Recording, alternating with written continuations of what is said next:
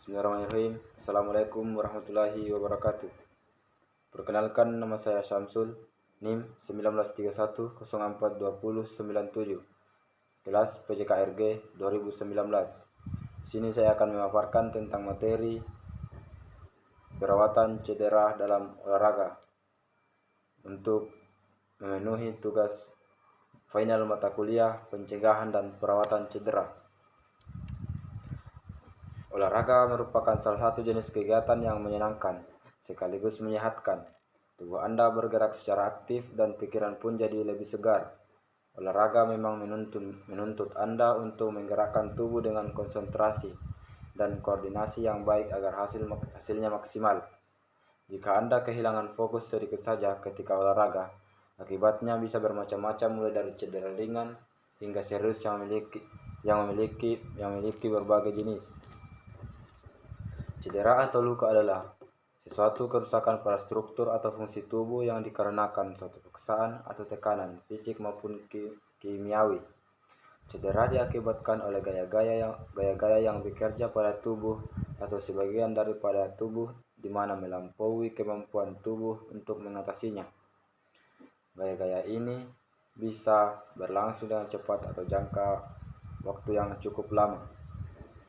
Tidak ada yang menyangkal jika olahraga baik untuk kebugaran tubuh dan melindungi kita dari berbagai penyakit. Namun, olahraga secara berlebihan dan mengabaikan aturan berolahraga yang benar malah mendatangkan cedera dan membahayakan diri sendiri. Salah satu faktor mengapa orang kerap menderita cedera dan tidak melakukan pemanasan. Dalam beberapa kasus, saat bermain futsal atau sepak bola, pemain langsung bermain, padahal semestinya harus pemanasan atau peregangan terlebih dahulu. Otot-otot dingin yang langsung melakukan olahraga cenderung mengalami peregangan berlebihan. Hal itu membuat otot dan sendi tubuh kaget, sehingga otot kaget akan lebih fleksibel. Cedera menurut para ahli atau Iskandar, cedera adalah satu gaya yang bekerja pada tubuh atau sebagian dari tubuh yang melampaui kemampuan tubuh untuk mengatasinya. Gaya-gaya ini berlangsung dengan cepat atau jangka waktu yang cukup lama.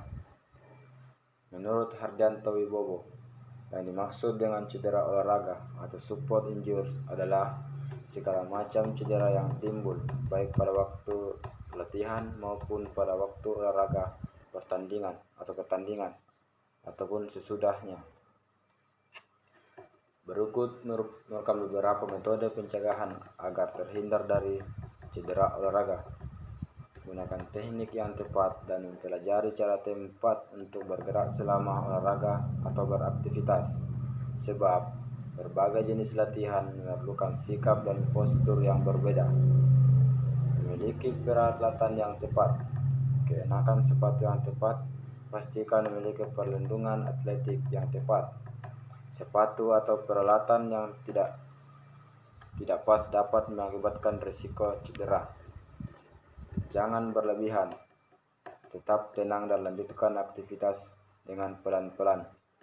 Jika cedera telah diderita, maka lakukan beberapa tindakan seperti mengkompres.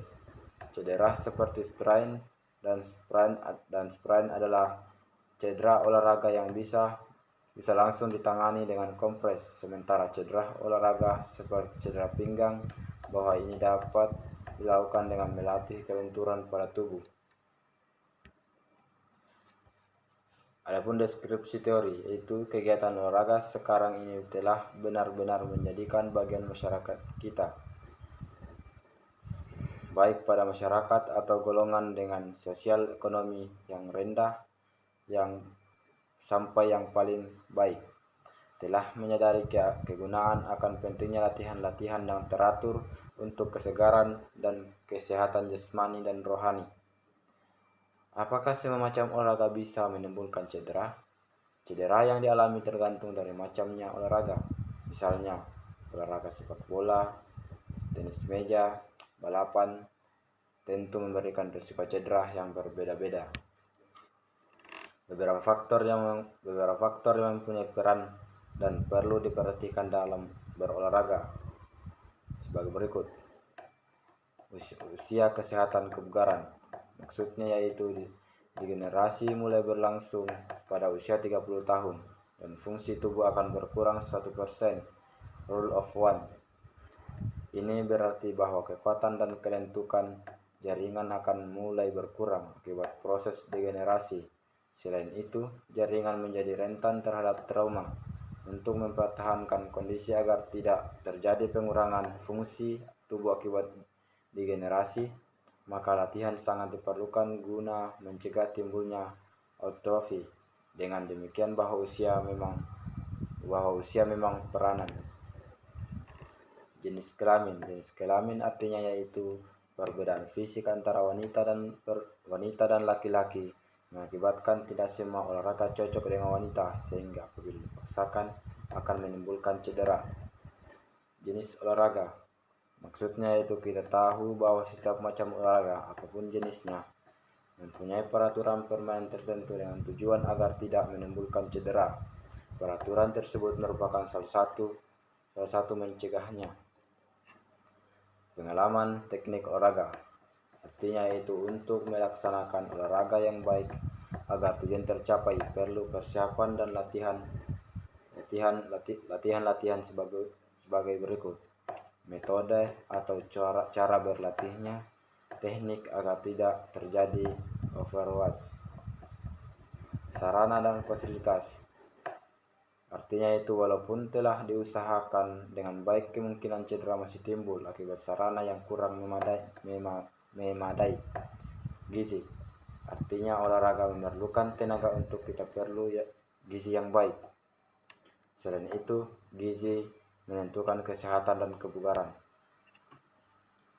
Dalam cedera, macam-macam perlu derajat cederanya, mulai dari yang ringan sampai yang sangat berat.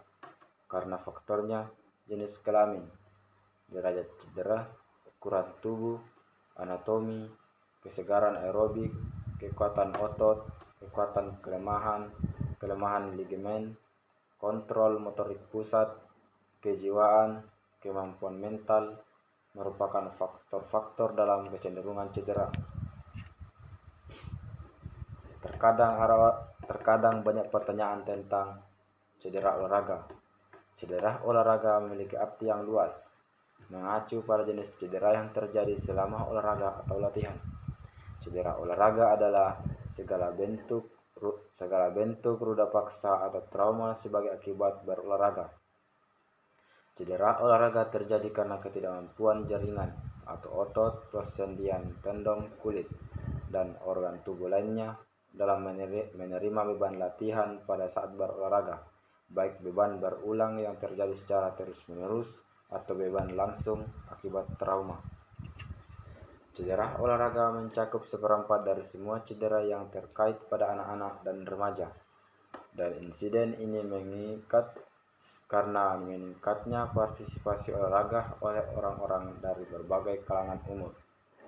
Pencegahan cedera olahraga dapat terwujud dengan adanya peningkatan penyuluhan untuk semua orang yang tidak terbatas hanya pada para olahragawan saja tentang kebutuhan spesifik dari olahraga tertentu dan resikonya. Penyebab terjadinya cedera olahraga. Penyebab cedera olahraga secara garis besar dikategorikan menjadi: 1. Overuse injury atau cedera karena gerakan berulang, disebabkan oleh gerakan berulang yang terlalu banyak dan terlalu cepat dan dalam waktu yang sama. 2. Traumatic injury. Cedera traumatik adalah cedera yang disebabkan adanya benturan atau trauma secara langsung dan akibat adanya gerakan yang tiba-tiba dan melebihi kemampuan. Adapun jenis-jenis cedera olahraga yang sering terjadi, di antaranya yaitu: 1. Cedera otot pergelangan kaki cedera tulang kering, nyeri pinggang, cedera bahu, kram otot, cedera lutut, cedera siku, cedera Achilles tendon, cedera hamstring, dan geger otak. Dalam cedera olahraga dapat dilakukan beberapa pertolongan. Pertolongan pertama pada cedera olahraga dengan RICE. Berikut langkah-langkah mengenai cedera ringan dengan RICE. RICE, segera istirahatkan bagian cedera. Hal utama yang perlu dilakukan adalah menghentikan aktivitas sesegera mungkin dan istirahatkan bagian cedera yang terasa nyeri tersebut.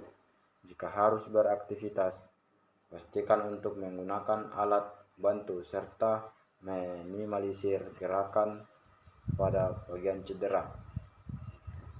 Es, lakukan kompres dingin. Kompres dingin menggunakan es pada area yang terkena cedera. Dalam mempraktikannya, pastikan es telah dibalut dengan handuk atau kain terlebih dahulu sebelum menempelkannya ke area cedera.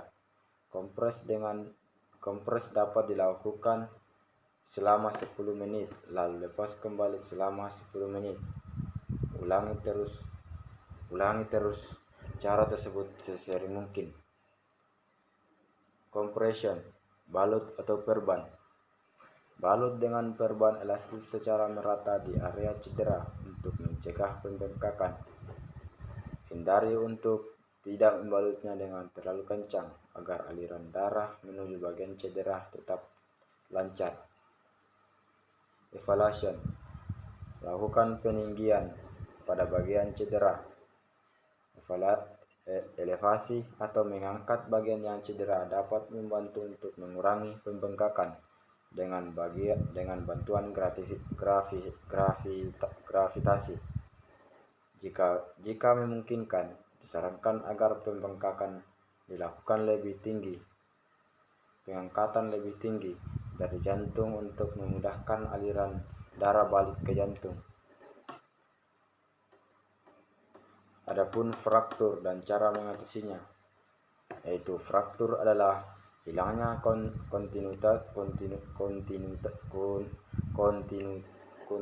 kontinuitas tulang yang terjadi akibat cedera langsung ataupun tidak langsung.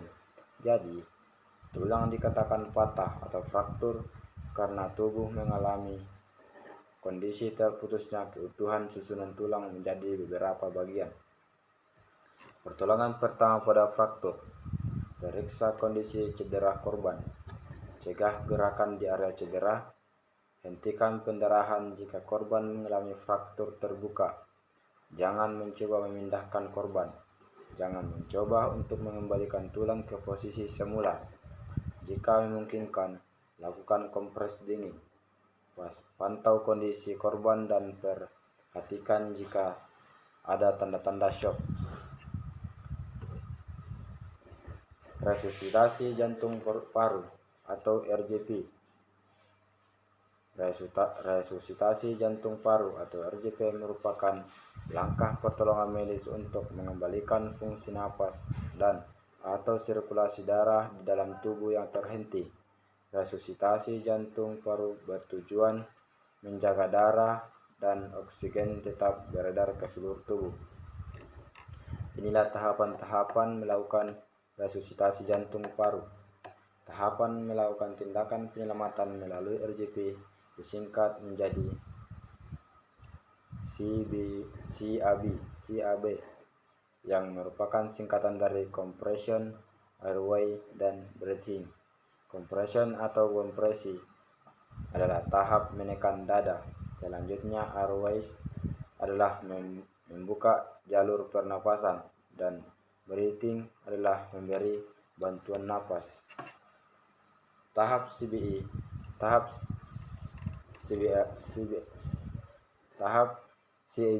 adalah atau kompresi, pembebasan jalur pernapasan dan bantuan napas dari mulut ke mulut. Namun sebelum melakukan tahapan pertolongan RJP, pastikan area tempat korban berada di tempat yang aman untuk melakukan pertolongan. Misalnya jika berada di jalan Orang yang hendak tolong bisa dipindahkan ke tepi jalan untuk menghindari lalu lintas. Periksa juga apakah si korban sadar atau tidak sadar atau pingsan. Kondisi tidak sadarlah yang memerlukan penanganan lebih lanjut. Kompresi. Tindakan ini dilakukan apabila tidak ditemukan denyut nadi atau detak jantung pada orang yang tidak sadarkan diri. Cukup dengan meletakkan salah satu telapak tangan di bagian dada korban, kemudian tangan yang lainnya ditaruh di atas tangan yang pertama. Kemudian eratkan jari-jari kedua tangan dan lakukan penekanan dada selama 5-6 cm. Kemudian lepaskan. Ulangi pemberian tekanan di dada sebanyak 100-120 kali tekanan tiap menit hingga pertolongan medis datang atau hingga korban menunjukkan respon. Membuka jalur napas. Tindakan RCP yang kedua adalah upaya membuka jalur pernapasan korban. Hal ini biasanya dilakukan setelah menekan dada korban.